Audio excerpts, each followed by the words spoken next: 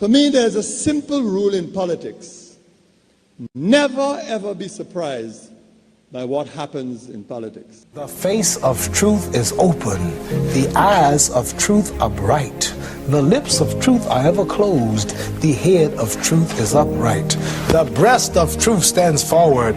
The gaze of truth is straight. Truth has neither fear nor doubt. Truth has patience to wait. The words of truth are touching. The voice of truth is deep. The law of truth is simple. All you sow, you reap. The soul of truth is flaming. The heart of truth is warm. The mind of truth is clear and firm through rain and storm. Facts are only its shadow. Truth stands above all sin. Great be the battle of life. Truth in the end shall win. The image of truth is the cross.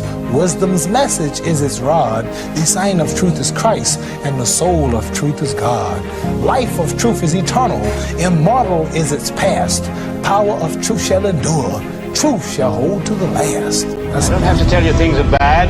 Everybody knows things are bad. It's a depression. Everybody's out of work or scared of losing their job. The dollar buys a nickel's worth. Banks are going bust. Shopkeepers keep a gun under the counter. Punks are running wild in the street, and there's nobody anywhere who seems to know what to do, and there's no end to it. We know the air is unfit to breathe, and our food is unfit to eat. We sit watching our TVs while some local newscaster tells us that today we had 15 homicides and 63 violent crimes, as if that's the way it's supposed to be. We know things are bad, worse than bad. They're crazy. It's like everything everywhere is going crazy, so we don't go out anymore. We sit in the house, and slowly the world we're living in is getting smaller, and all we say is, please, at least leave us alone in our living rooms. Let me have my toaster and my TV and my steel-belted radios, and I won't say anything. Just leave us alone. Well, I'm not going to leave you alone. I want you to get mad. I don't want you to protest. I don't want you to riot. I don't want you to write to your congressman because I wouldn't know what to tell you to write. I don't know what to do about the depression and the inflation and the Russians and the crying in the street. All I know is that first, you've got to get mad. You've got to say, I'm a human being. God damn it. My life has value.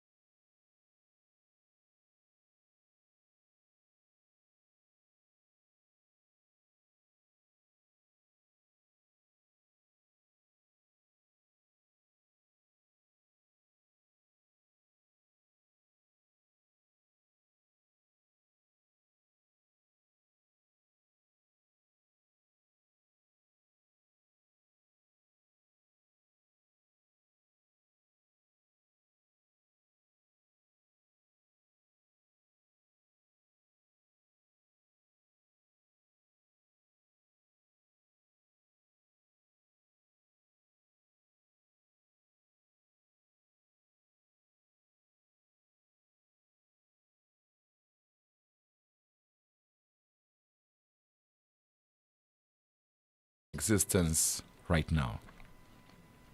And I hope we have not become so inured to tragic incidents involving whether it's children, males, or females.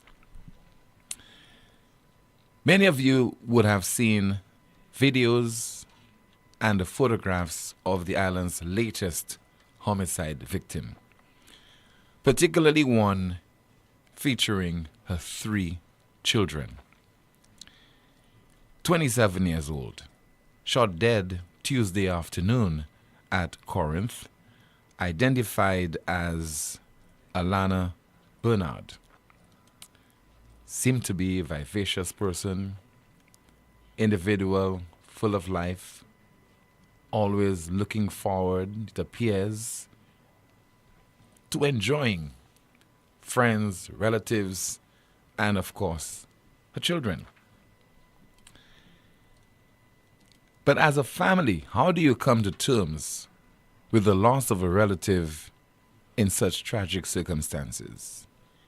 If you are a mom, a dad, a sibling, and also, to a certain extent, extended family.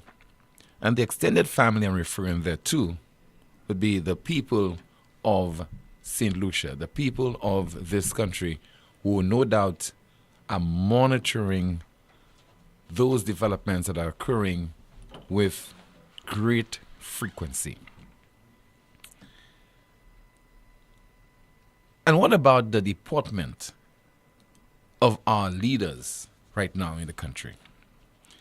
When I talk about leaders, I'm talking about not only the elected leaders, and of course we'll be paying them a visit in just a moment, but we're talking about other people who are part of the NGO community, people in the St. Lucian Society, the church, etc.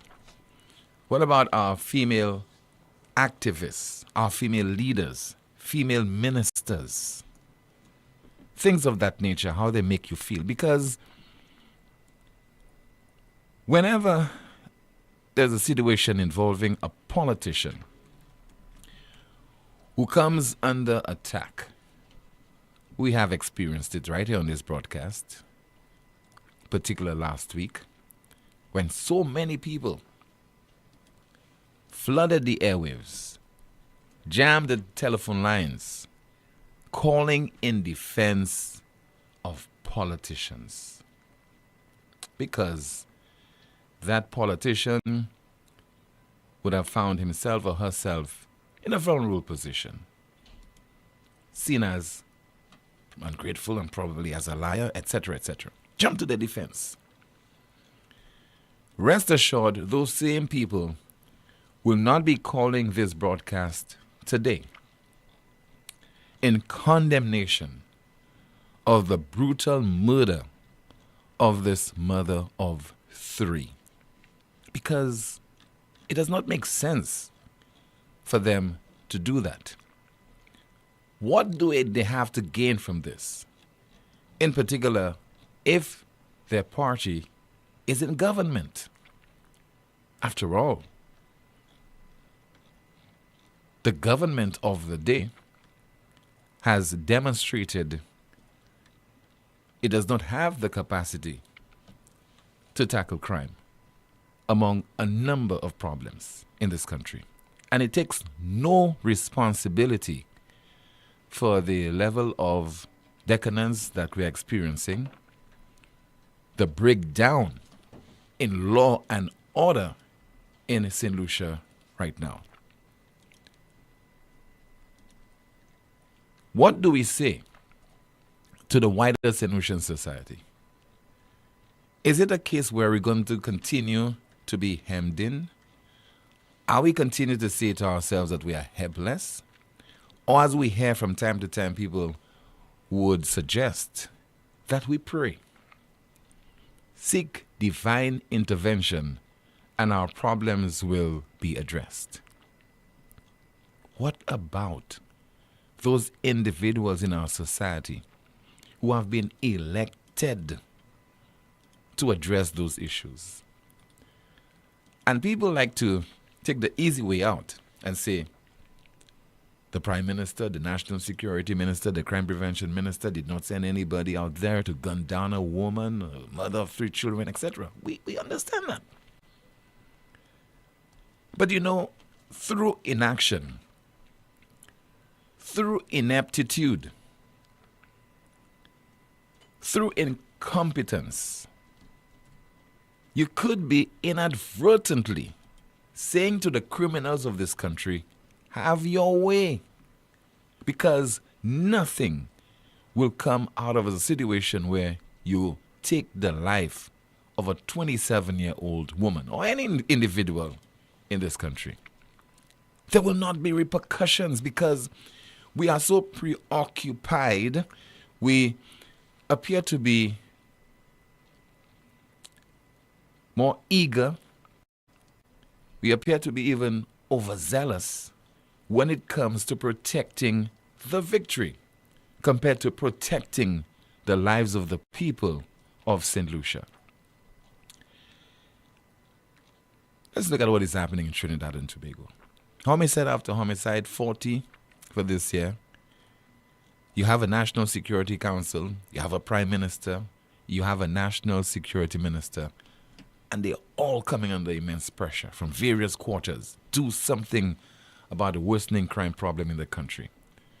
The Prime Minister is being called upon to account, Dr. Keith Rowley, and he's only the Prime Minister.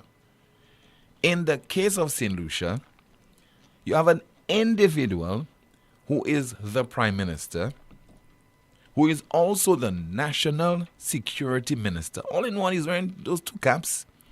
He is Finance Minister, and all those things are happening under his watch. Over several years, he abandoned the K9 unit.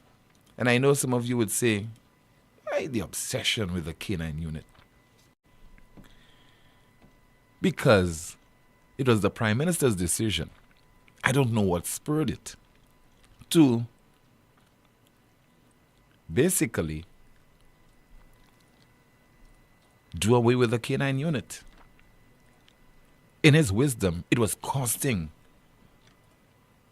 the taxpayers of this country too much. 3 K9s, you have the handlers, you have the location to house it, transportation, etc. The job of the K9 was to do what? Not to just welcome people at the airports, at our various ports, whether it's air or sea ports, but to do something that would necessitate certain instincts. The fact that a police officer, policewoman, etc., would be going in a crime scene or not able to detect that there is a cache of arms in a particular area. But the K9s could have done it. We're talking about a so-called, sometimes I don't even believe we are a developing country, a so-called developing country did not have a K9 unit for several years. And it appears that no one has not seen that this was a major problem. It did not create itself. This was due to the action of the Prime Minister, the National Security Minister, the Cabinet of Ministers. And you tell me that inadvertently, the actions of our leaders are not causing crime to escalate in St. Lucia? We are all at the mercy of our National Security Minister, our Prime Minister, our Minister with responsibility for crime prevention. They are not sufficiently nimble and adept when it comes to dealing with this scourge that we are experiencing. They only react. They are only reacting. And I think there's reached a point where they've just gotten used to extending condolences and moving on. What they are prepared to do and to stress on incessantly: economic growth, economic growth, economic growth. St. Lucia has been growing economically to the tune of so many percents or percentage points. 2021, 2022, 2023, 2024, a reduction in unemployment over 3-4 years. But what about the escalating crime problem manifesting itself in record number of homicides? Let's talk about the stats too. 77 homicides for 2024. That's a record. That's a splotch on your reputation as a government and as a Prime Minister and as a minister with responsibility for national security. And we're not talking about the other crimes that are occurring in St. Lucia. As you will hear later, businesswoman over in Daniel Riviere on a Saturday evening, robbed of a day's earnings, shot in the leg, and then days later a woman, a mother of 3, is shot, who will take care of the children? The mother and father, siblings, if there are any, will assist. But you think your grandmother, your father, your grandfather, your auntie, etc., can take care of you the way that your mother would? The length she would go to ensure that food is on the table? We have to come to grips with the reality of life in St. Lucia today. We'll continue to focus on the lying politicians. We'll continue to focus on inflation. We'll continue to focus on allegations of corruption. But we also need to focus on the reality that we are just not safe in this country. And there's no doubt about this. We are not safe in this country. Let us hear now from the PRO of the opposition, UWP, talking about crime in this country and the stats as far as the number of homicides we have recorded from 2021 to 2024. Since the St. Lucia Labour Party, SLP, took office in 2021, an alarming 299 of our brothers and sisters have lost their lives to violent crimes. 75 homicides took place in 2021. There were 72 homicides in 2022, 75 homicides once again in 2023, and last year in 2024 there was a record-breaking 77 homicides. This means that in the 4 years since the St. Lucia Labour Party has taken over the reins of governance in this country, there were 299 St. Lucians who have been murdered. Last year, 2024, set another record for homicides, marking a 25% increase in violent crime under the Philip J. Pierre administration. This is a crisis, yet what we receive from our leaders are weak excuses, inaction, and misplaced priorities. It is deeply concerning that the Prime Minister himself also serves as Minister of National Security, yet he repeatedly distances himself from his responsibility, infamously claiming that his father was the policeman and not him. But Prime Minister, St. Lucia did not elect your father, they elected you. The responsibility of keeping our nation safe falls on your shoulders, and the bloodshed we see today is a direct consequence of your failure to act decisively. After all, you chose to be our Minister of National Security. And that's a fact. He set up the cabinet. And what Mr. Philip J. Pierre would have done is to look around the table. The 15 MPs were elected of the St. Lucia Labour Party, plus the 2 so-called independents, and decide how he should allocate ministerial positions. He decided he wanted to be Prime Minister. But not he decided. Let's put it this way. Let's be correct, politically correct and otherwise. Because somebody will say, boy, you shouldn't have said that. He didn't select himself as Prime Minister. There's the other, according to the Constitution, is the other people in Parliament, etc., who decided he should be Prime Minister. Okay, we know that. But he decided also to be Minister of Finance, Job Creation, and the important Ministry of National Security. He gave himself that position. And does he still believe that he was or is the most prepared individual, most readied individual to be as Prime Minister, to serve as Prime Minister? And that is almost 4 years since he took up that position, because that's what he told me a few years ago on Newsmaker Live. Now, a lot of you, some of you might take umbrage, but I have to remind you of what the Prime Minister told me, because he liked to say, produce the evidence. Listen to this. Now, then you were ready? Ready then, yes. Dr. Anthony, even then? Even then, ready. And then Alan Chasley, then and Von Lewis, Dr. Von and Lewis. John Compton, and George Charlton, I've been the most readied. Because of what? Your years in politics? Because my experience, my ministerial experience, based on ministerial experience, I've been the most ready.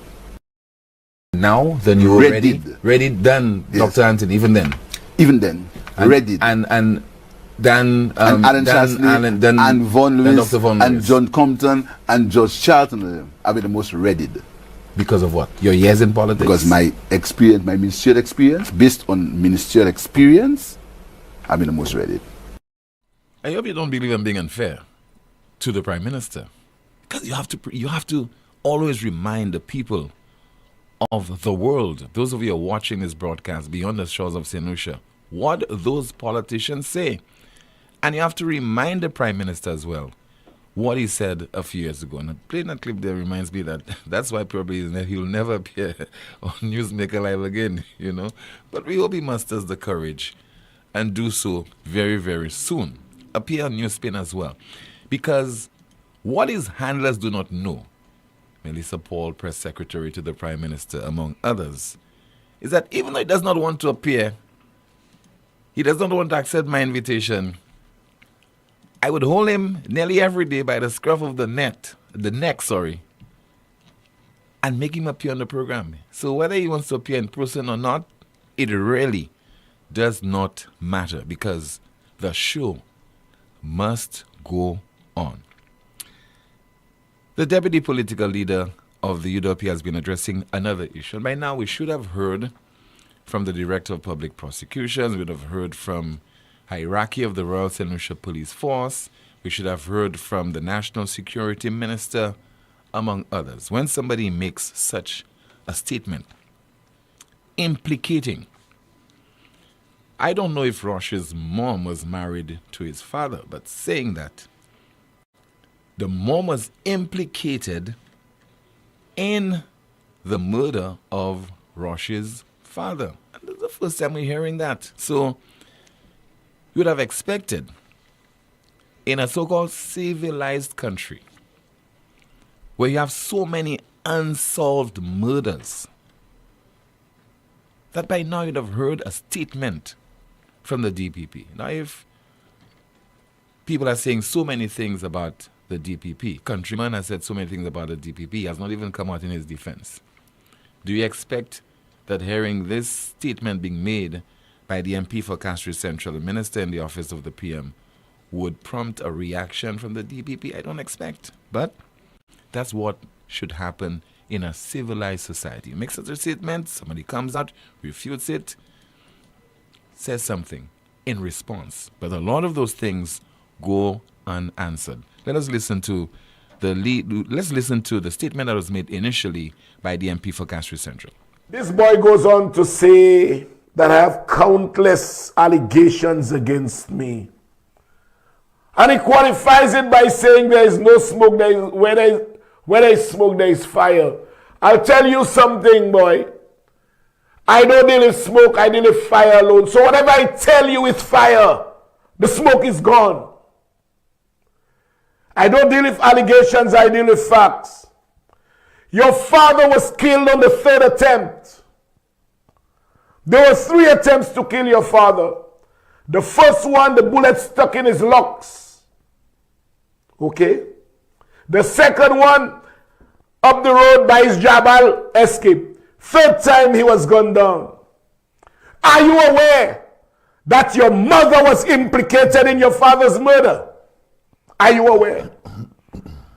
Are you aware that your mother was implicated in your father's murder? Are you aware? If you're not aware, and your Auntie Cheryl, who unfortunately again was gunned down, if she was alive, she would have told you that your mother was implicated in your father's murder. Or if her husband, if Auntie Cheryl's husband, who was shot days before her, if he was alive, he would have told you. And those are not allegations, those are facts. he would have told you. And there are people who can tell you, but they'll not tell you. To recklessly suggest that his mother was implicated in his father's death. That's a very damning allegation. That's a very serious allegation that raises more questions than answers. These killings have been unresolved, and it opens up the question to questions about how many of these other killings. Remember, there were 13 killings in the era of 2010, 2011, the Operation Restore Confidence era. And those killings have been largely unresolved. We saw the DPP with a press conference, and he really said to us that most of these were still unresolved. And so we need to ask ourselves, what else does Richard Frederick know? Deputy Political Leader of the Opposition, UWP, Mr. Dominic Fede, speaking yesterday during a press conference of the party. Time to hear from you at 452-2979, 452-2979. WhatsApp calls and messages 716-2026, 716-2026. As we say good afternoon to you. Amanda, what is happening in the chat room? Good afternoon, team. Good afternoon, NewsSpinners. Someone says here, sad day for this country with the murder of a mother. We need to do better. I feel as if it were my own family member. Another comment reads, Philip cares. Our justice system sucks. Healthcare sucks. Criminal activities are out of control. We have a special prosecutor, yet Philip cares. Oh yes, he cares about keeping the poor by continuing to give them handouts, giving them a fish instead of teaching them how to fish. The government of the poor to keep us poor so that we can continue to depend on them. Another comment, how does that person sleep knowing that he took the life of a woman and left 3 babies without a mother? Someone says here, are we not tired of having sad days when? A comment here reads, we need to protect St. Lucia. Someone says, first of all, the Prime Minister should not be holding this portfolio. National security should be held by someone else who is competent. Another comment reads, the K9 unit was disbanded. It is banded because human lives in St. Lucia is measured by dollars. We have a call via WhatsApp. Hello and good afternoon to you. This is NewsSpin. You are on the air. Oh, I'm sorry, Tim. I Okay. did not realize that. All right, okay. 452-2979. WhatsApp calls and messages 716-2026, 716-2026. Let's see if we have some more of your comments in the chat room, Amanda. Someone says the 2.5% was to assist with health and security, and there is a massive failure to deliver on both. I feel robbed. Another comment reads, we need an advert aimed at the criminals, similar to the one aimed at the young lady who was on the show yesterday. Someone says all NGO like Raise Your Voice are remaining quiet, drinking moo pills. They can't raise their voices. Another comment reads, where are the voices of Lisa Jawahir, Emma Hippolyte? Where are the voices to advance the causes and protection of women? Someone says, Tim, you like too much Roro. I love it. Another comment here reads, I need to know what is the function of the minister as it relates to the Department of Police. Someone says, only in St. Lucia someone can make such a statement and get away with it. And that's it for now, Tim. Thank you so much, Amanda. Looking forward to some more updates from you. Let's see if we have a WhatsApp message to go through. It reads, Tim, the fellas know exactly what they got rid of, why they got rid of the K9 unit. Also, yesterday afternoon after work, police all on the Grozile Highway and a crime happening inside Corinth. I was telling someone at the same time that the police should also be on the back road. There are also hardly any cameras on the back roads. As soon as they get rid of the K9 unit, gun crime increased dramatically, our Tim. The person goes on to say, women are not safe in our country anymore because of a bunch of egotistic men and not caring women in Parliament. Let's see if we have some more of your WhatsApp messages to go through. Somebody says, where is Catherine? Tim, where is Catherine Seeley's? Hypocrites. Just going through the WhatsApp messages. Let's see if we have another WhatsApp message. And somebody says there, it's a very long WhatsApp message. Tim, St. Lucia is in pain and bleeding from ongoing murders. What actions are we taking to stop the senseless killing on our lovely island, St. Lucia? Today we mourn Alana. Tomorrow it could be anyone in our community. We must ask ourselves, What strategic plans are in place to combat the escalating murder rate? Are we instilling discipline, civic duties, and conflict resolution skills from early childhood through tertiary education? Is our justice system robust enough to impose strict punishments on offenders? Do we have enough judges to ensure timely hearings for all cases? Moreover, are we fostering community engagement and launching public campaigns to promote social responsibility?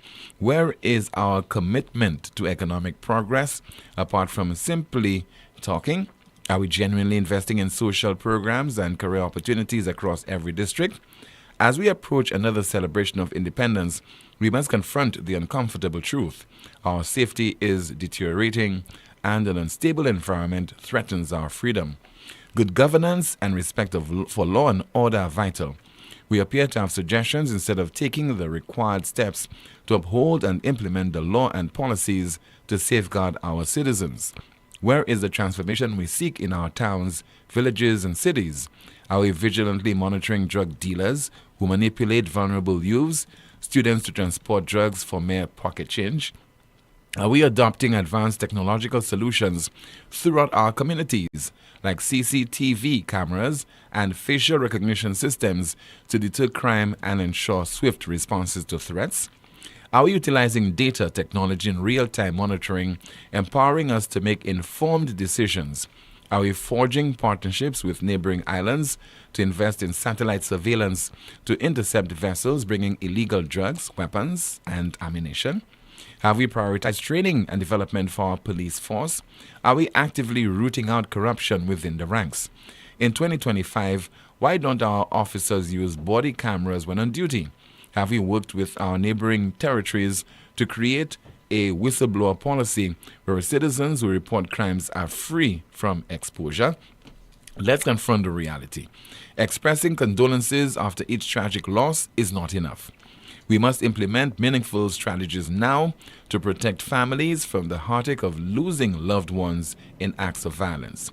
We must take decisive action to reclaim our safety and secure a better future for our citizens.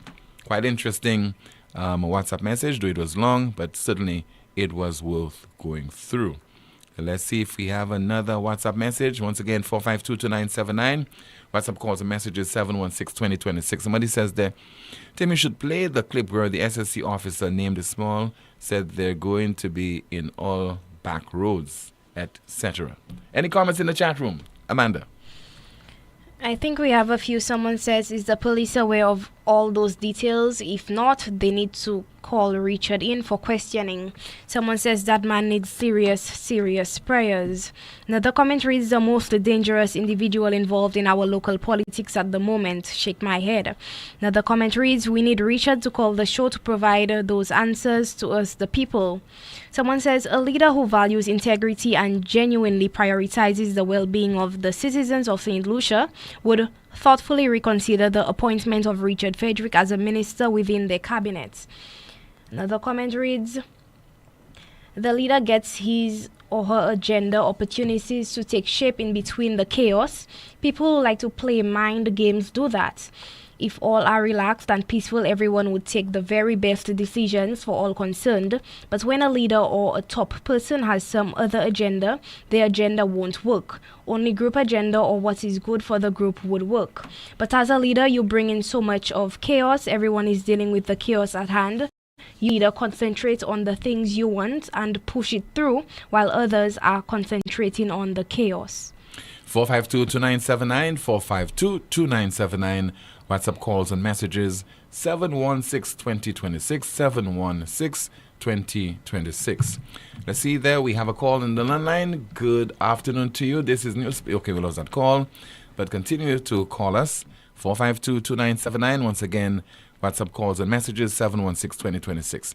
We have a call via WhatsApp. Good afternoon. You're on the air. Hello. To call us. Hello. Good afternoon. Hello, Tim. Yes, caller. Good afternoon to you.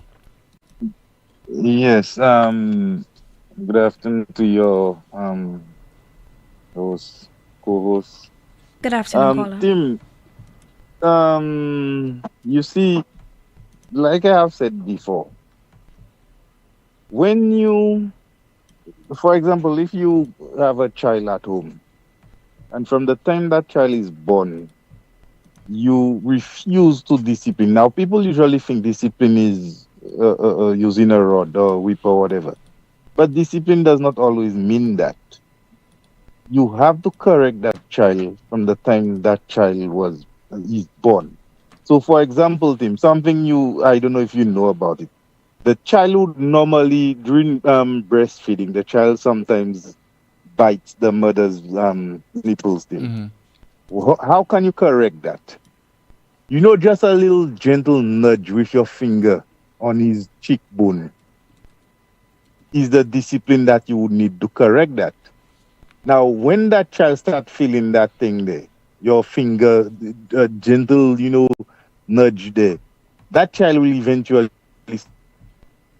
bite him. And so, if you allow the child to do it, the child will bite until you stop breastfeeding. And that is what has happened to us in this country. When Philip J. Pierre came in, remember the first thing he did was to expunge the criminal cases pertaining to COVID. Okay? And it did not matter what the person did, they expunged the cases. How you think criminals will have any respect for anything in this society? Okay? Because they feel emboldened, they feel brave, they feel they have a government that is supporting them because of what they did. And this is what we are faced with today. And even after that was done, the Prime Minister is still not putting his feet down and to make sure that he take the necessary stand that he need to take in order to help to prevent or to discourage people from committing crimes. Because all he does is giggle and talk nonsense when the time comes. You understand me? Yesterday, Tim, I was trying to call, but I couldn't get through. I want to tell the young lady, Miss Popo, she's not the only one. And it's not even about youth, Tim. Because everybody goes through those issues in this country. Okay? You're talking about confidentiality. Why should something like that be leaked out, okay, of the young lady with what she did and whatever in the youth economy? Why should that be out, Tim? That was not leaked out by an ordinary person on the road. That was leaked out by the people who's in the agency itself. That's the only way it could have come out. If I was in that lady's shoe, I would have found a way to get some lawyers' advice and to see how far I could take that thing, because that is a confidentiality issue, Tim, and that should never be. She should sue somebody for that. She spoke about the business thing, and I am telling you, in my process of trying to register a small business, coming all the way from the south, do you know how many times they had me, the people at the Iran Row House by VG there, had me to come from Beaufort coming up to Castries? Furthermore, do you know how many times they had me to walk from the Iran Row House to the government building? Because the two agencies, I can't remember the name, but the two agencies, Tim, they link together, and you have to do one thing there and go back and do the other thing there. And these people had me going back and forth like that, to the point I just wanted to give up that nonsense, because it's like the two agencies supposed to be working together, yet still they were not in sync in what the other one was doing. When that one tell me that is okay, you can go there and they will do that. When I reached it, and but no, that's not done. You have to go back and do that. Oh, Tim. At the end of the day, when the thing was finally done, when I tell the lady, why you have me going up and down the steps like that? You understand? Because the elevator was not even working in the Iran Row House. The lady tell me I'll lose 10 pounds. Eh? You understand? I'm saying, really? To make it worse, Tim, I applied for concessions as a small business person, so that I could bring in some equipment. I applied I ordered the equipment, but I applied immediately because the equipment was coming all the way from China. So I had 3 to 4 months before I get the equipment. So I said that's enough time for me to get the concessions, knowing that thing takes so long before a minister or whoever can sign up on it. So I got the concessions before the items reached. It did take almost 3 months, but I got it. I went to the broker team, well smiling, I get 100% waiver on import duties. When I reached by the broker is telling me, man, why are you going with that? I said, but the ministry give me 100% waiver on import duties. You know what the broker tell me? Processing equipment team comes with 100% waiver. So why did the ministry give you concessions for 100% waiver when that is already automatic? And you telling me that people in the ministry did not know that was already automatic to tell me, okay, that you already getting 100% waiver on import duty, so we'll waive the 2.5 for you. They still had me to pay all the VAT and the 2.5 and whatever else, but they waived whatever the duty that was already automatic, Tim, that was already free. That's what they waived for me. So you telling me these people don't know that? That is the kind of things when you as a small person trying to do something in this country, that is what you go through. And to make it worse, you heard about that businessman that came down and they removed the 2.5 for that person. Me who's there trying to do a little thing to help in the very economy that we're trying to make better, had to go and pay the VAT plus the 2.5 again. You understand me? These are the kind of things. The young lady spoke about it, but it is not only affecting young people. It's affecting everybody that want to try to do something in this country. Okay, caller. Thank you so much for your contribution. The lady that the caller is making reference to is Natoya Popo, and she was my guest on yesterday's NewsSpin program. While we're listening to callers, I'm going through my messages and the screenshots. So let me answer the Labour Party operatives who are still on Facebook as we speak and as we're live on air, who continue to spread that I'm a potential candidate of the United Workers' Party. Let's make this abundantly clear. Natoya Popo is not a potential candidate. Natoya is an advocate for youth and women development in the country of St. Lucia. Natoya Popo is not going up in the next general election. The resources that are being wasted to go after me in paying operatives and to do your ads and to do your videos, use these same funds and resources to start implementing policies and projects that will propel the youth and St. Lucians to succeed. Stop focusing on Natoya Popo and focus on what is not being done and what needs to be done. The most monitored talk show in the world will continue in just a moment. This is NewsSpin.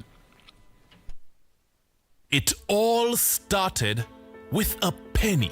For over 85 years, we have invested in our farmers, fishermen, people, and our country. When we were called to serve, we were here. We understand what is valuable to our people and our country. That is why we support all industries, including tourism. We are the bridge towards a brighter future and economic growth. When our people, government, and businesses called upon us, we were here. 85 years later, First National Bank St. Lucia Limited is here for you. Lazarus's Funeral Home is here for you. Lazarus's Private Cemetery offers a peaceful resting place for your loved ones. With tranquil settings, visitation, and reflection, we believe in the compassionate care of all our departed loved ones. Lazarus's Private Cemetery, let us help you create a final resting place. Make it special. Make it Lazarus's Funeral Home, your friend in a time of need. Payment plans are available for tombs. Call us in Vidbuta at 452-7491 or in New Dock Road, VA4, 454-6555. NewsSpin is transforming how you move. With our new electric vehicle charging stations, getting a quick and reliable charge is easier than ever. From Rodney Bay to Dennery, Vieux-Fort and Soufriere, we've got you covered. Our cutting-edge network offers both fast and standard charging options. Convenient, efficient, and always ready when you are. Just download the Flash Charge app app from Google Play or the Apple App Store, and with a few simple taps, you can set up an account and link it to a credit card, find a station, or scan the QR code to start charging in seconds. Lucidec is powering your journey and driving us toward a cleaner, greener future. Charge ahead with Lucidec's EV stations. Lucidec electric vehicle chargers, powering progress, energizing the future. This Valentine's, double the love, double the flavor, and double the crunch at KFC. From February 1st to February 14th, get the double crunch offer for just $25. That's 2 crispy strips, 2 pieces of chicken, 1 regular fries, 1 refreshing 16-ounce soda, all packed with love. But wait, there's more. 1 lucky customer will win an all-inclusive weekend for 2 at the Royalton Hotel. To enter, simply purchase the Double the Crunch offer, write your name and number on the receipt, and drop it in the entry box at any of our 5 KFC locations. More love, more flavor, more reasons to celebrate this Valentine's Day. Only at KFC. KFC, it's finger-licking good.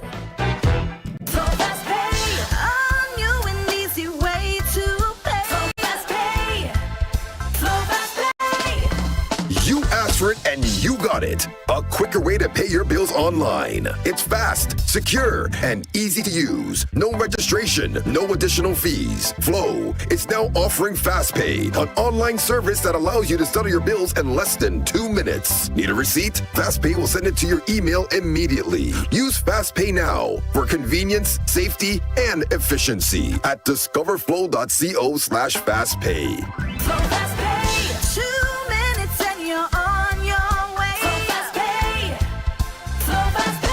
Flow is keeping you connected. Are you tired of going from doctor to doctor, spending time and money, yet still not getting the answers you need? Now, at La Clinique du Corps Diagnostic Center of Excellence, we bring you the latest in medical technology, our state-of-the-art radiation-free full-body MRI. With unmatched accuracy, we can detect illnesses early, giving you the answers you deserve and the treatment you need, saving lives and saving money. No doctor referral needed. Results in just 24 to 48 hours. Plus, a free consultation with a doctor to explain all your results in detail. Don't wait. Take advantage of this special offer and book your full body MRI at our Cocoville, Rodney Bay, or Castries locations. Call 451-6559 now. La Clinique du Corps. Your health is our priority.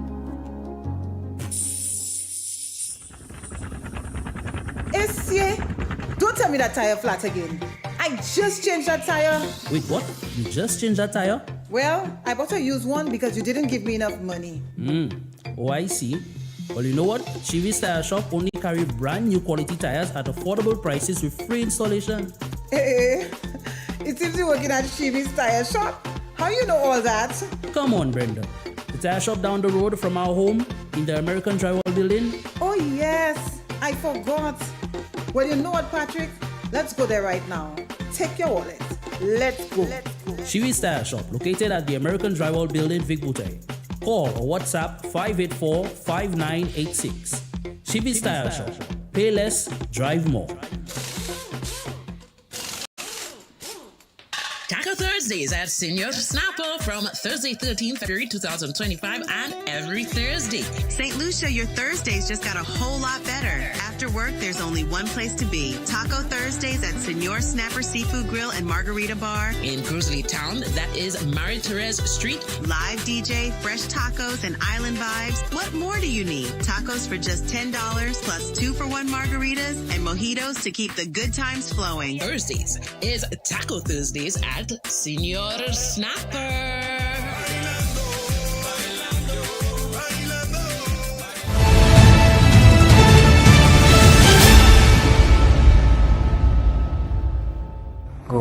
As the Minister of Responsibility for Home Affairs, Crime Prevention and Persons with Disability, I am deeply saddened and outraged by the tragic and senseless killing of a young mother of 3 in Corinth yesterday. This heinous act has not only devastated a family, but has also shaken our entire community and our country. I extend my heartfelt condolences to the family of the bereaved and friends during this unimaginably difficult time. Such acts of violence are utterly unacceptable, and they have absolutely no place in our society. I want to assure the public that we are working closely with law enforcement agencies to ensure that those responsible are brought to justice swiftly. We are committed to implementing comprehensive strategies to prevent such tragedies in the future, including strengthening community policing and promoting public awareness about crime prevention. We are also providing support services for vulnerable individuals. I urge anyone with information related to this incident to come forward and assist the authorities in their investigations. Together, as a united community, we must stand against violence and work towards creating a safer environment for all citizens. The island's crime prevention minister and MP for Miku North, Mr. Jeremiah Norbert, issuing a statement earlier today. WhatsApp message, somebody says, "Hello Tim, I've known Alana Bernard for my whole life, and I know for a fact that she has never been in any problems whatsoever until last year when a particular incident occurred to her. There is absolutely no other reason that she got killed execution style. It was said she was set up so that this incident would have happened to her." All right, let's see if we have a call via WhatsApp. Good afternoon, NewsSpin, you're on the air. Good afternoon, Tim. Yes, good afternoon to you, caller. Yes, Tim, I want to bring to your awareness, there's a situation at the hospital and the silent genocide that has been taking place at this hospital. When somebody's having a baby, normally after the child, you're having dead blood inside you, right? So the equipment to remove the dead blood is inside the woman after having a baby. It is broken. They do not have the equipment. So therefore, any patient that having a child right now, the dead blood will be staying inside of them. And there's an amount of time you have to remove the dead blood inside of somebody. So it all goes back down to the situation of all the people who are being dying at the hospital because of lack of beds. They're sending them home before the time, into the case where not having equipment to remove tumors in their heads, and now to a case where when a young lady or a woman is having a child, they do not have the equipment to remove the dead blood from the woman. So this is a silent genocide, and one day in this life, somebody will be held accountable for the thousands of lives that have been lost at the hospitals, whether it's the hospital in the south, whether it's the hospital in the north, whether it's the community health centers. It is a disaster, and I'm calling on the authorities to look into those matters, because I believe me, Tim, there is the International Criminal Court of Justice. This is a silent genocide, and I hope it doesn't go unnoticed. I thank you. Thank you so much for calling. There's an interesting comment in the chat room regarding the statement that was just issued by the crime prevention minister. It says there, how are we supposed to move forward in this country when a minister writes a simple script and he reads it word by word like a preschool child? And another one making reference to the symbol of the SLP. The irony is he's talking about unity, but as party symbol in the background. Don't know if you have any other comments in the chat room to go through, Amanda, but in the meantime, let me go through, let's take a call, because Mr. Pato is on the line. Good afternoon to you. You're on the air. Good afternoon, my brother, and good afternoon, Amanda. Good afternoon to you, Pato. Yeah. Tim, I just want to say health-wise, I'm okay. But in the spirit realm, my brother, I am sad and I'm angry. I'm sad to hear that those kind of crime scene, that like that last murder we had there. I'm feeling sad for the families, you know. Not only that one, but all those crimes that are taking place. And I'm angry. I'm angry with those ministers that are that are supposed to be taking care of us, you know, and the way they are treating us, you know, not doing anything to curb the crime situation. And it is a joke anything that is going on. And unless that thing don't reach on their doorstep, if it was one of the ministers, I'm saying that, with no respect to none of them, if it was on their doorstep, then something different would have happened, but they just don't care. We are just like animals to them. That is how I look at it. When Richard herself is coming over there, and instead of they putting himself together, is calling people names. So people like me, with all these disabilities and all what I'm facing, like I'm nobody to them fellas, I have to call them fellas. They call themselves all sorts of other kind of name there, sir minister. They're fellas to me, not doing anything. And I'm telling you, Lucians on the whole just have a lot of mouth. And unless they don't put some actions into what is going on there, it will keep on going. Every day it is getting worse with that man named Richard. Every day is worse, and the Prime Minister is not doing anything about it. Because I know he's a wolf, and he cannot tackle Richard. He cannot say anything to him. You understand? He himself will get what is coming for him. So that makes me sad. That makes me angry. I just don't feel good about what is going on. Just a handful of people controlling 180,000. You understand? Something needs to be done about that. That is my contribution for this afternoon. Okay, Pato, thank you so much for sharing it with us. 452-2979. WhatsApp calls and messages 716-2026, 716-2026. Amanda, the chat room, what's happening there? A few comments from earlier. Someone says, why have we not been given any guarantees that our judiciary is not plagued by political interference, and was reported to have been said by the High Court judge. Another comment, there is International Women's Day coming up. I am waiting to hear what our women MPs say in light of all that has been going on, including the recent murder. Someone says, there anyone who says crime cannot and must not be politicized? There must be a... The comment reads, based on the speculation, they should have given this lady protection. Someone says, shame that no women leaders have come out to condemn this heinous act so far. Let's listen to a clip of a Daniel Revere businesswoman who was attacked and robbed, and that is on Saturday evening. I was leaving the shop at probably after 11, and while driving up, I noticed there was a vehicle near my home, but my mind told me that something was wrong, but then I still decided to go to my home. After I stopped, I heard the car start, but then my mind still wasn't on that. I still decided to come out of the vehicle to go into my home. When I got to the balcony,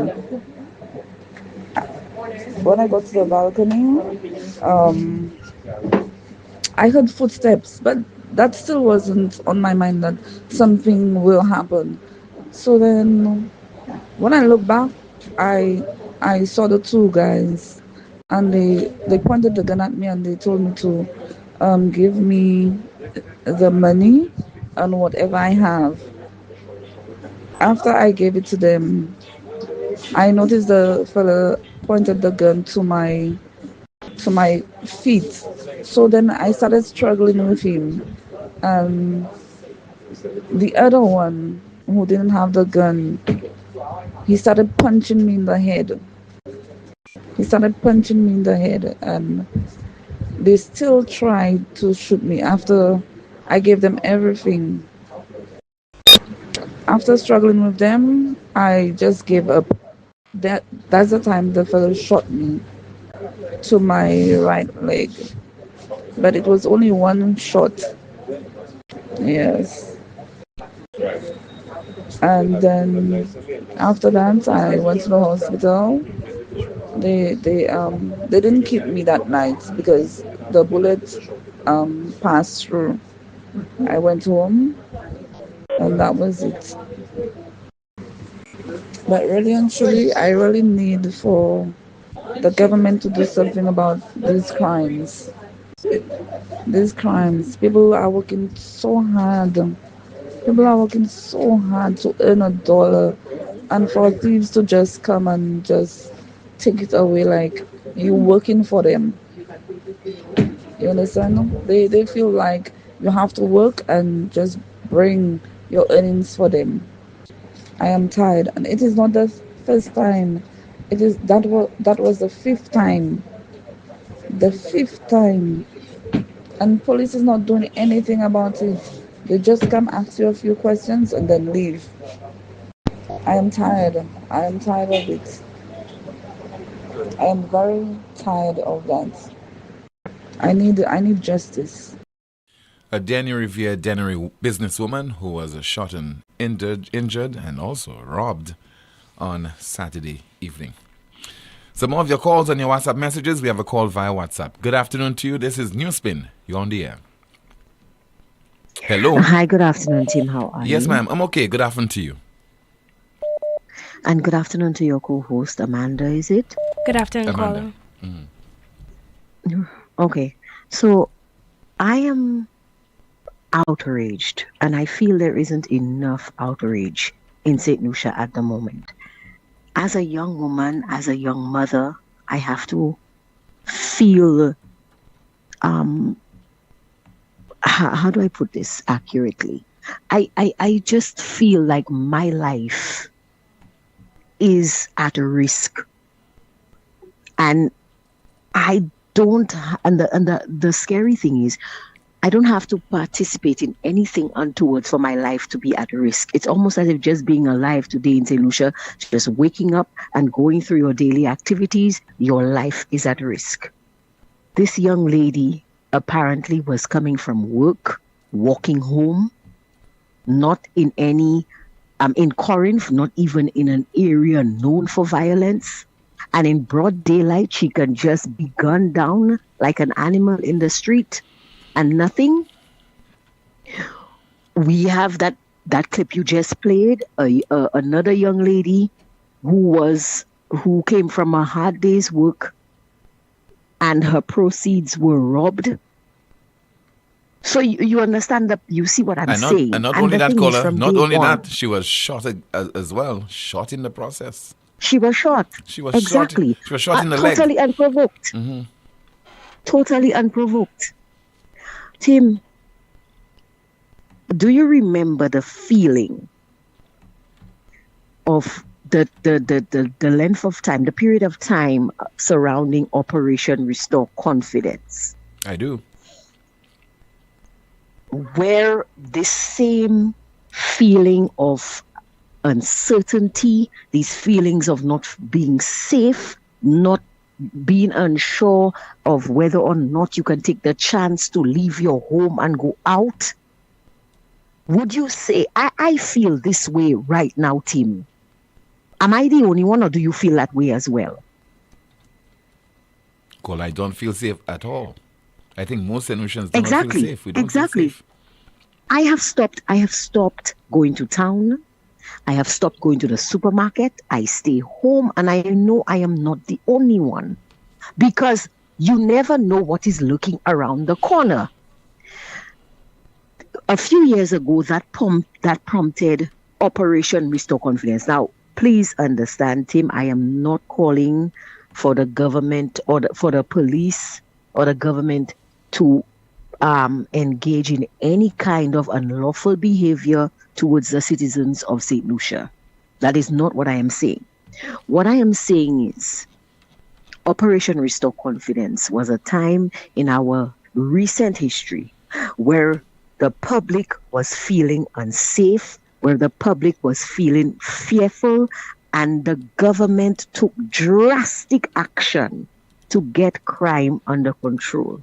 Again, I am not condoning Operation Restore Confidence or any of the unlawful acts that the police are alleged to have committed during that time.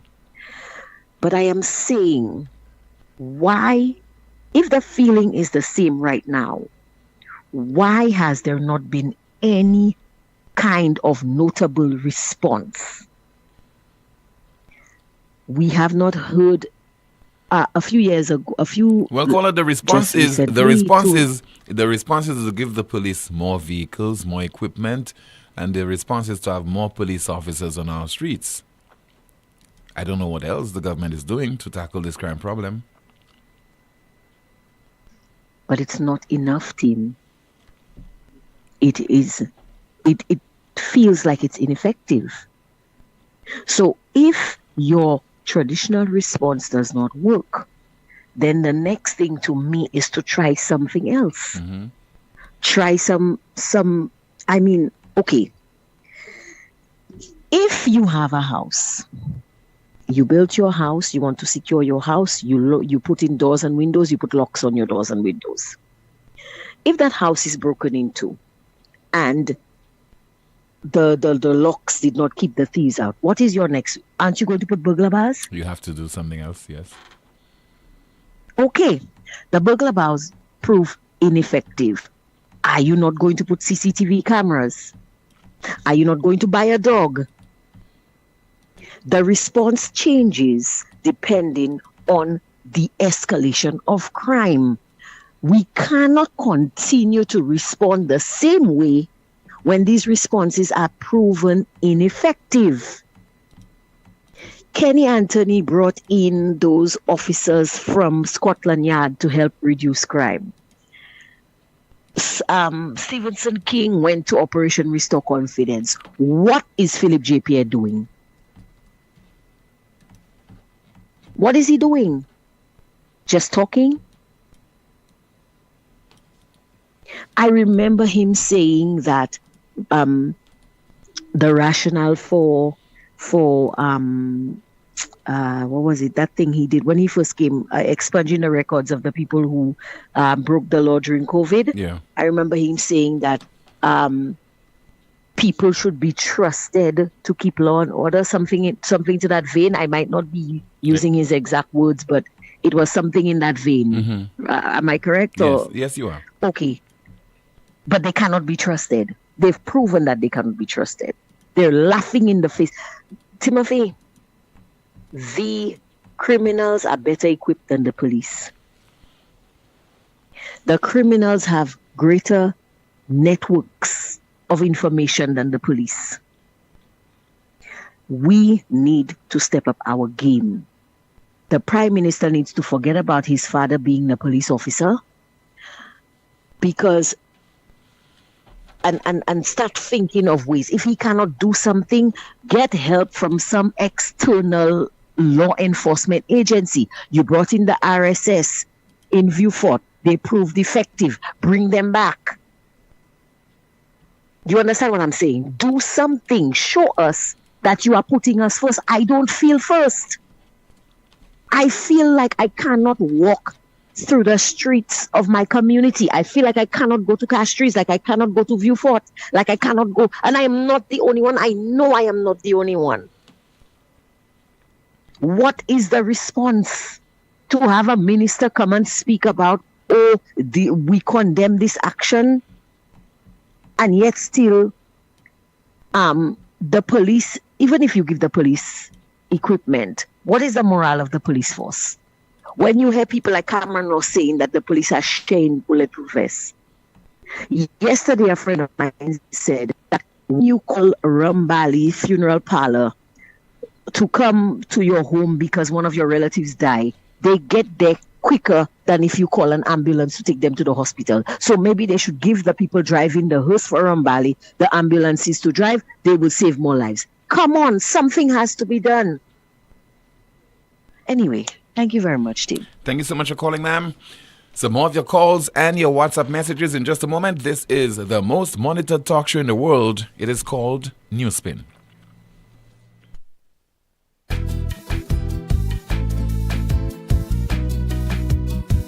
There is only one option when they arrive.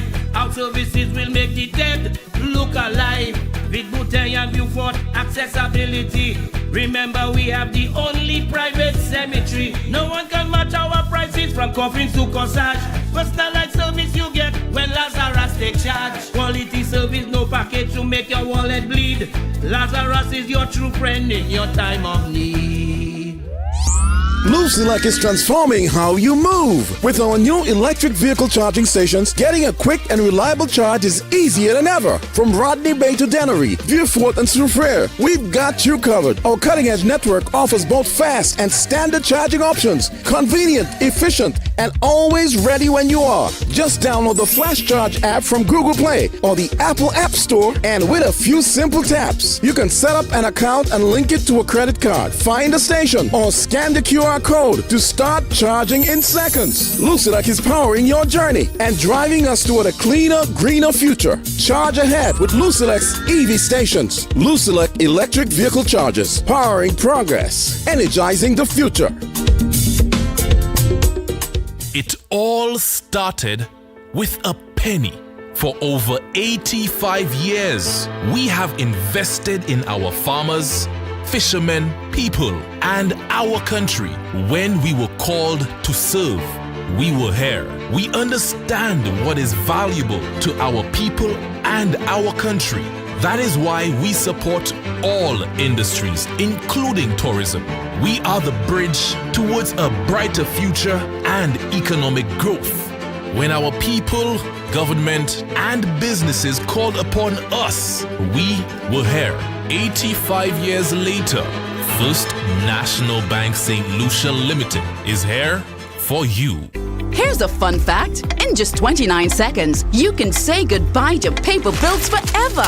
Seriously, in 29 seconds. That's less time than this ad. Head over to discoverflow.co or visit us in-store and update your contact information now. By October 1st, your bills will be digital, easy to access, secure, and hassle-free. So what are you waiting for? This ad still has 2 seconds left, and you could have already gone paperless. St. Lucia, it's time to celebrate 46 years of independence with a big deal from KFC. Introducing the KFC Independence Big Box, packed with all your favorites for just $46. You get 5 delicious undipped wings with 1 sauce, 1 zinger or big crunch sandwich, 2 pieces of chicken, 2 regular fries, and 2 refreshing 16-ounce sodas. Perfect for sharing or keeping all to yourself, because independence is all about choice. But hurry, this big deal is only available from February 1st to February 28th. Get your Independence Big Box today, only at KFC. KFC, it's finger-licking good. Are you tired of going from doctor to doctor, spending time and money, yet still not getting the answers you need? Now, at La Clinique du Corps Diagnostic Center of Excellence, we bring you the latest in medical technology, our state-of-the-art radiation-free full-body MRI. With unmatched accuracy, we can detect illnesses early, giving you the answers you deserve and the treatment you need, saving lives and saving money. No doctor referral needed. Results in just 24 to 48 hours. Plus, a free consultation with a doctor to explain all your results in detail. Don't wait. Take advantage of this special offer and book your full body MRI at our Cocoville, Rodney Bay, or Castries locations. Call 451-6559 now. La Clinique du Corps. Your health is our priority.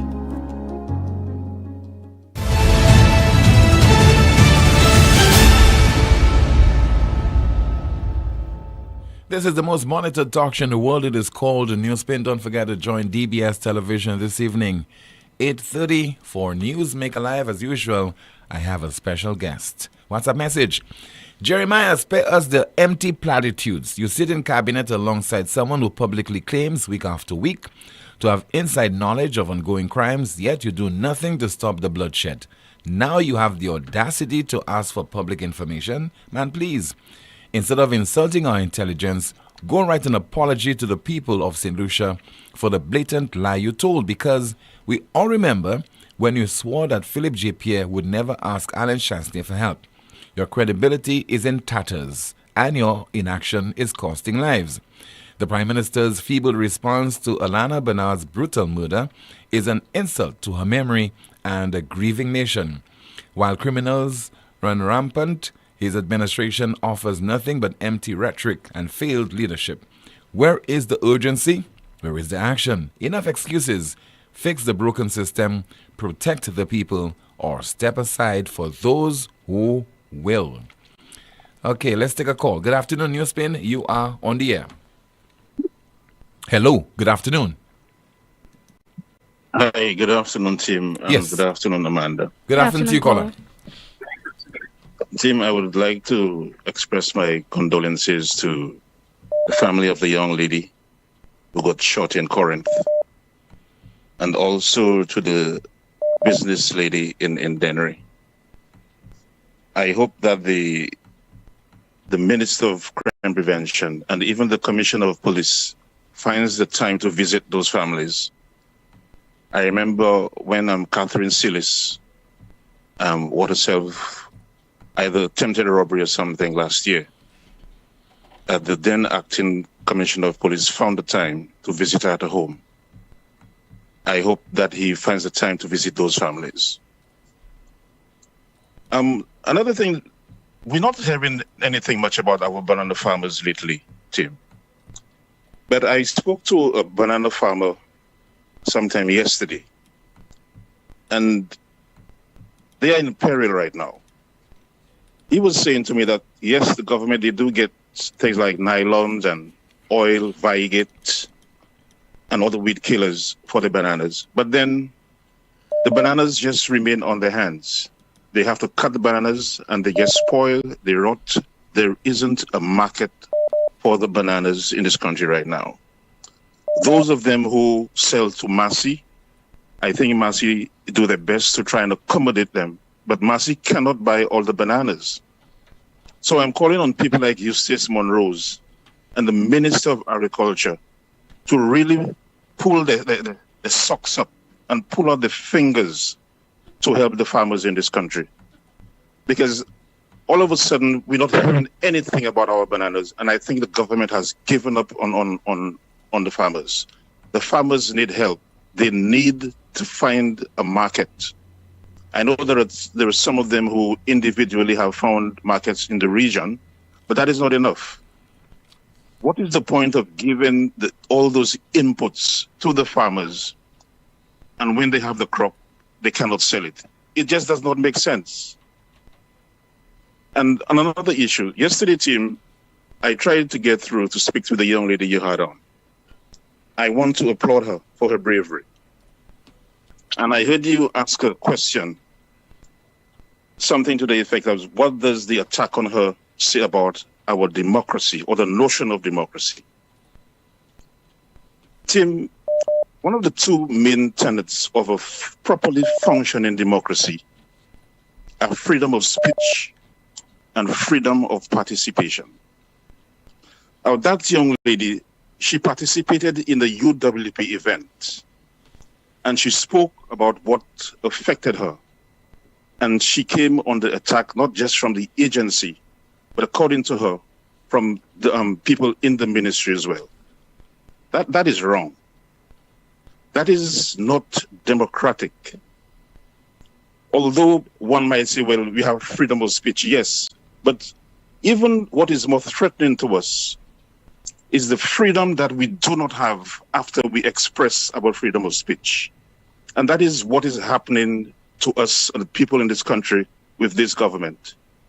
We have to have freedom, not just of speech, but freedom after we express that freedom of speech. So I want to congratulate the young lady again, and I want other young people to continue to speak out and do not be afraid to speak out when something is wrong in this country. That is my contribution to it. Thank you so much for calling, sir. Let's see if you have another call. Good afternoon to you. This is NewsSpin. You are on the air. Yes, good afternoon to you, caller. Yes, Tim. This is very interesting that the caller you just had spoke about bananas. I directly presented a package to Philip J. Pierre himself. I launched a company in St. Vincent called Cassava. What we do, we take cassava and banana, we dry it, we blend it into a flour to make banana flour, cake flour for cakes, muffins, breads, and porridge. The government of St. Vincent, the Prime Minister himself directly called me to give me a proposal to merge my idea with them in St. Vincent. The government from Nigeria sent me a proposal, Tim, telling me that they would like to merge with St. Lucia in banana production farming, where we can also move our banana farmers to manage the Basaba company and distribute the flour regionally, nationally, and internationally. Now, that particular product, we all know, the people who are involved in it, know that we can put all banana farmers, which we're looking at 2,500 farmers, back on the market, because what we are trying to do is supply the region with flour. Now, if I bring a product like that to the Prime Minister, and he looks at me and he says to me, he will give me 12 bananas and some change, well, it explains to you the direction we are going with the banana farming. My product has been proven, tested in laboratories. It's been certified by the Food and Drug Administration. I have a certificate by the Food and Beverage, the Bureau Standards of St. Vincent and the Grenadines, to manufacture, produce, and export Basava, which is a blend of banana and flour. Now, the beauty of Basava is banana farmers will never have to be rejected from the bananas they bring to port, because we can use those bananas, dry it, mill it into a flour, mix it with my cassava flour, which is proven to be a very nutritional product. The other thing with it, Tim, is that the doctors from England who are specialists in nutrition, they have written back to me stipulating simply that this product, it will be excellent because of its properties for hospitals. So when we say that we do not have enough intervention with the government to actually bring back banana farming, when I've given the product to the government, which will create jobs for 2,500 farmers, and the Prime Minister himself admitted to my face that this is an absolutely fantastic product, but what is he really doing? Where are we really going forward? As for crime, I've given him numerous initiatives in proposals that I've done in St. Vincent that has proven in the community of Roseau in St. Vincent to have reduced crime and empower young people. I've done soft skill management training. I have the photos, the newspaper links, the television links to prove all of this.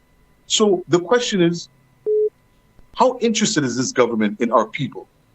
Are they more interested in construction and building things, or are they really interested in the people? That is my contribution to it. All right, so thank you so much for sharing it with us. Once again, 452-2979. WhatsApp calls and messages 716-2026. Let me turn my attention now to Amanda, and let's see what is happening in the chat room. Amanda. A few comments from earlier. Someone says, this is not a random murder. It should be easy for our so-called commissioner of police to look at her circle and pull out suspects. Someone says, if those responsible for our safety refuse to reach out to outside agencies seeking help, are we really using all avenues available to us? Another comment reads, just last week they were boasting about decreasing in crime, when last year was record-breaking. Decrease over what period? Someone says here, it would have been so much better if those ministers could have spoken from the heart instead of reading a script. Another comment reads, oh Lord, what's going on at our hospitals? Someone says, is anyone listening to the plea of St. Lucians? Crime sees no political affiliation, and only when crime knocks at their door will they do something about our current situation. Rick Wen is on the line. Good afternoon to you. You are on the air. Tim. Good afternoon to you, Rick. I want to join in and add my condolences in advance to all of St. Lucia. In advance. Because we never know who the next one is going to get the bullet. We never know. And I want to suggest that when government ministers, especially one connected with crime and killings, and whose job it is to be seen to be doing something concrete about at least ameliorating the death numbers, the body count. That when he and others like him, or even and others like him, because any government in our situation comes out and offers condolences, that As far as I am concerned, sitting here, fairly safe in my home, I feel I'm being kicked in the teeth rather than somebody feeling sorry for my situation. Because in fact, you know, yesterday, in anticipation, I heard a number of people on media saying, oh, they're going to come and blame the government. Any government that is in office has to see as its number one responsibility the safety of its citizens. And I would be the first to tell you that all over the world, people are killed, people are murdered, people are whatever.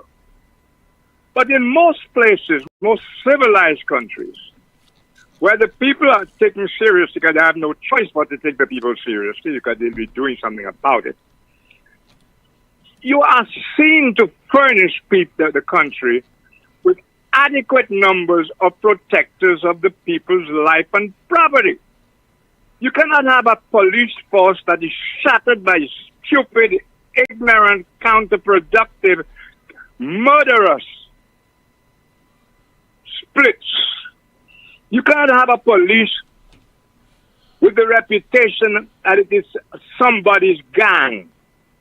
You cannot have a police that appears to be taking orders from particular people, public orders. You cannot have that. That is not a police force. That is a gang. That is a mongoose gang in uniform. And I'm not saying that's what we have. I'm saying we must convince, we must persuade. Our people must be convinced that we have a real police force. You get that? Got it, sir. Good. So I want to suggest to these members of government, when they come out and offer condolences, how many murders have we had in this new year? 5. 5 already? Yes. How many last year? 80? 77. Officially 77. And so it goes. But it didn't just start today. But the people neglected to do what they had to do and demand what they had. Because the people must put themselves first before even the government and the politicians, you know. If the people do not themselves put themselves first, then who will, Tim? Nobody will. If you don't care about your life, because we don't. All the people, voices talking, the young people must come out or whatever. For years and years and years, we have been complicit in our own downfall, not putting ourselves first. We put people in office in an effort to put ourselves first. Is that deep, too deep? It's not. We put people in straightforward, office. very straightforward. It is very straightforward what you said there. Yeah, because they have a habit of misconstruing what I say. Okay? If we the people don't put ourselves first, by demanding, because election after election, people are making promises. It's gotten to the point now where government does not have, politicians don't even have to answer. Idiots, poor idiots, jobless idiots, addicted to the stupidity of what passes for politics in this country, will take on the job of defending poor government or poor police. The police is nothing but an arm of the government. The various government institutions are arms of the government. When they don't function, or when only a couple of them alone function, nothing is functioning. We have to have everything on like a necklace. Everything must work at its best. It's not good enough to tell people you don't have enough money to have a proper police force, but you're going to spend millions of dollars on a building. The police force must come before the building. You cannot tell me we have spent $400 million on a hospital. $400 million is the last number I heard. And the people are not safe. That a young woman with 3 children is gunned down like a dog in the street, on the road, and there are people all around who have all kind of details of it, that the gun jammed, and nobody's arrested yet. Nobody's arrested yet, and you have the issue of this boy's father as well. Nobody has gotten information to arrest somebody, and we stand for that. Tim, let me just close by reading a voice from the grave. I have a rendezvous with death at some disputed barricade. I know it.